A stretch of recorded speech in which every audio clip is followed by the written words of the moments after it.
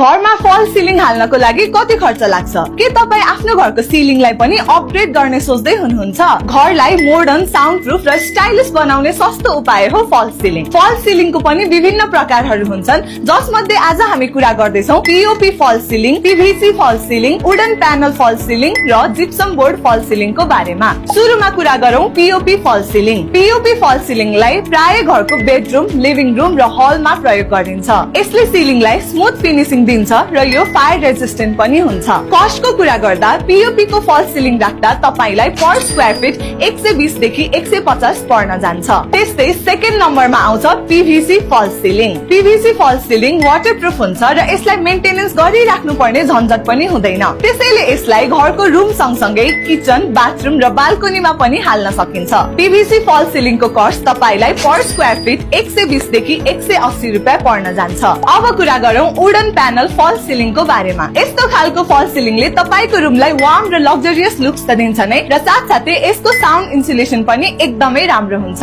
यो चाहिँ तपाईको घरको लिभिङ एरिया, डाइनिङ एरिया र कोजी स्पेसेसमा बढी युज हुन्छ। कस्टको कुरा गर्दा वुडन प्यानल फल सिलिङको कस्ट तपाईलाई पर स्क्वायर फिट 250 देखि 400 रुपियाँ सम्म पर्न जान्छ। र लास्टमा आउँछ अहिले सबैभन्दा पपुलर र डिमान्डमा रहेको जिप्सम बोर्ड फल सिलिङ। अफोर्डेबल रेन्जमा बेस्ट लुक्स र फङ्सन भएको फल सिलिङ हाल्ने सोच्दै हुनुहुन्छ भने यो तपाईको लागि बेस्ट अप्सन हो। जिप्सम बोर्डको फल सिलिङले घरलाई मोडर्न लुक र क्लिन फिनिसिङ त दिन्छ नै, र साथसाथै यो फायर रेसिस्टेन्ट पनि हुन्छ। कस्टको कुरा गर्दा पनि मात्र 130 देखि 200 रुपियाँ पर स्क्वायर फिटमा तपाईले आफ्नो घरमा जिप्सम बोर्डको फल सिलिङ राख्न सक्नुहुन्छ। र साथसाथै तपाईले यसमा wide range of lighting options पनि पाउनुहुन्छ। त्यसैले अब तपाई पनि यदि आफ्नो घरमा फल सिलिङ हाल्न चाहनुहुन्छ भने आजै हामीलाई दिएको नम्बरमा कन्ट्याक्ट गर्नुहोस्।